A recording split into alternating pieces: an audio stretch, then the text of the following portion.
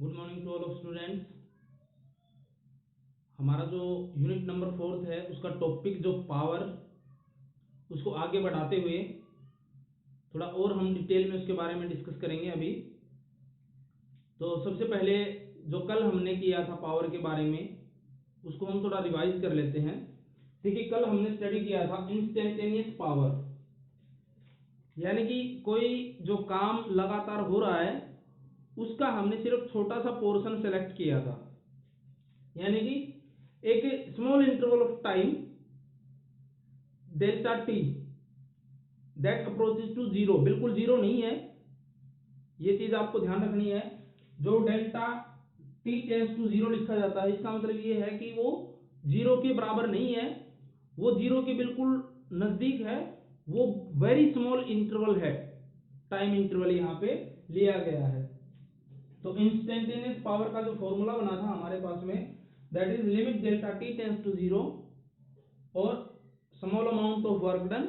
क्योंकि अगर time interval भी कम है तो हम ये मान के चलेंगे कि जो काम हो रहा है वो भी स्मॉल अमाउंट ऑफ वर्क हो रहा है in that particular small amount of time. अब इस चीज को आप जो है डिफरेंशियल फॉर्म में भी लिख सकते हैं, D omega by D T, यानी कि स्मॉल इंटरवल ऑफ टाइम की रिस्पेक्ट में small amount of work done. इतना हम लोग कल स्टडी कर चुके थे। फिर हमने कल स्टडी किया था कि एवरेज पावर, जिसको मैंने डेफिनेशन के तौर पे आपको बताया था फॉर्मूला की हेल्प से, कि total amount of work done ratio की फॉर्म में बताया गया था। It is defined as the ratio of total amount of work done upon total time taken to do that work, W/T। ये तो था हमारे पास में टोटल वर्क डन और उसको करने में लगा टोटल टाइम। अब कई बार क्या होता है कि जो काम है वो यूनिफॉर्म रेट से ना हो रहा हो, तो वहां पे हम इस फॉर्मूला का यूज कर लेते हैं, भी टोटल कितना काम किया और टोटल टाइम कितना लगा उसको करने में।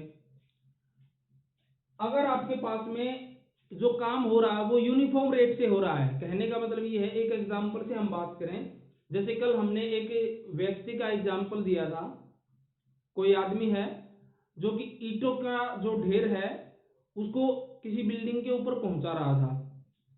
अब मान लीजिए वो एक घंटे में 500 जो ईंटें हैं उनको ऊपर पहुंचा रहा है।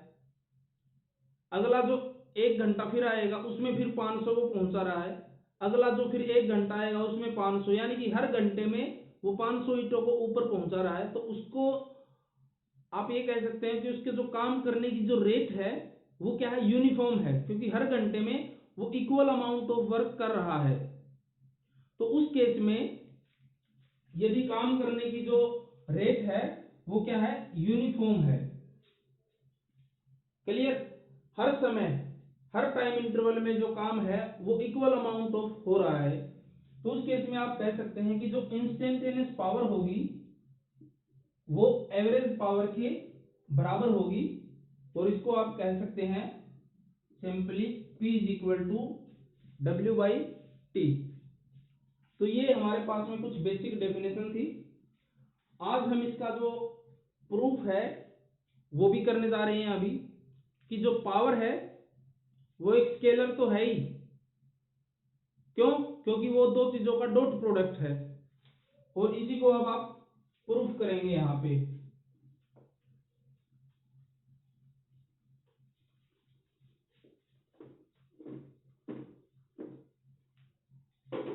तो देखिए, जो पावर है उसको आप डॉट प्रोडक्ट की टर्म्स में कैसे लिखेंगे, F डॉट V, क्योंकि दोनों वेक्टर क्वांटिटी है तो उनके ऊपर जो है आपको वेक्टर का साइन लगाना पड़ेगा।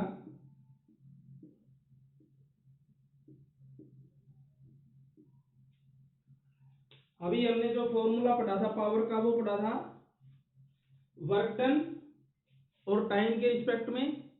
अभी हम एक और फॉर्मूला स्टडी करने जा रहे हैं, that is power is equal to force into velocity.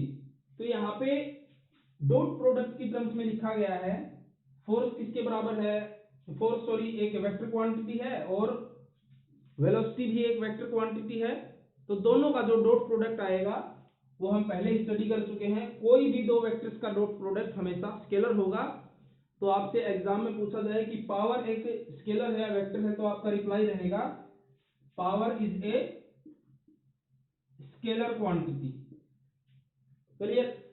इसको अब हम प्रूफ करने जा रहे हैं। तो चलिए शुरुआत करते हैं। सबसे पहले हम वही प्रूफ करने के लिए स्मॉल अमाउंट से हम शुरू करेंगे कि मान लीजिए यहां पे ये कोई ऑब्जेक्ट है और इस पे आपने थोड़ा सा फोर्स अप्लाई किया है, या फिर ये कहिए कि ये आपके पास में कोई ऑब्जेक्ट है, इस पे आपने कांस्टेंट फोर्स अप्लाई किया है F। क्लियर? उस कांस्टेंट फोर्स की वजह से ये जो ऑब्जेक्ट है ये मान लीजिए आपके पास में मूव होकर के आ चुका है, यानी कि उसके अंदर डिस्प्लेसमेंट हो गई है, स्मॉल अमाउंट ऑफ डिस्प्लेसमेंट हुई है। यानी कि जो फोर्स आपने अप्लाई किया है उसकी वजह से उसके अंदर स्मॉल अमाउंट ऑफ डिस्प्लेसमेंट हुई है, जिसको आपने नाम दिया है ds। अगर डिस्प्लेसमेंट स्मॉल अमाउंट हुई है तो आप ये भी कह सकते हैं कि जो इस फोर्स को अप्लाई करने की वजह से इतनी स्मॉल डिस्प्लेसमेंट हुई है, तो आप कह सकते हैं कि जो वर्क डन हुआ है वो भी स्मॉल अमाउंट ही हुआ है। क्लियर? इस चीज का आप जानते हैं अच्छे से। तो अब इस वर्क डन को, इस फोर्स और डिस्प्लेसमेंट की रिलेशन को आप अच्छी तरह से जानते हैं लिखना। तो लिख दीजिए dw is equal to F dot ds, क्योंकि जो वर्क डन है वो आप पहले ही स्टडी कर चुके हैं कि वर्क डन क्या है आपके पास में रेशियो, सॉरी वर्क डन क्या है, dot product of force and displacement. तो यहाँ पे ये इतना आप लोगों को मालूम है। अब नेक्स्ट देखिए, थोड़ी देर पहले हमने फॉर्मूला लिखवाया था कि जो पावर है उसको आप कैसे लिख सकते हैं, P is equal to dw by dt, ऐसे लिख सकते हैं। क्लियर? ये हमने थोड़ी देर पहले फॉर्मूला देखा था जैसे लिमिट वाले के साथ में, तो इसको आप डिफरेंशियल फॉर्म में ऐसे लिख सकते हैं। तो यहाँ पे देखिए जो dw है उसकी वैल्यू क्या है आपके पास में, ये वाली value f dot ds upon dt। अब जो डॉट प्रोडक्ट है उसको आप ओपन कर दीजिए, या फिर आप दूसरे वर्ड में इसको और एक्सपेंड करके भी लिख सकते हैं, चाहे ओपन कर दो चाहे एक्सपेंड करके लिख दीजिए। क्लियर? और सबसे अच्छा शॉर्टकट जो आपको प्रूव करना है उसके अकॉर्डिंग आपको चलना पड़ेगा। तो यहां पे मैं इस चीज को ऐसे भी लिख सकता हूं f dot ds by dt। अब ये आप लोगों को मालूम है कि ये जो पार्ट है इसको क्या कहते हैं, ds क्या है, डिस्प्लेसमेंट, और d बाई dt आपको दिखाई दे रहा है, d का मतलब क्या है, चेंज, और dt किसके रिस्पेक्ट में, टाइम के रिस्पेक्ट में, किसका चेंज, डिस्प्लेसमेंट का। तो आपने 9th क्लास में 10th क्लास में जो भी है उसके अंदर भी आपने डेफिनेशन पढ़ी होगी वेलोसिटी की, कि वेलोसिटी क्या है, rate of change of displacement. तो यही चीज है आपके पास में, इसी चीज को आप लिख सकते हैं फर्दर,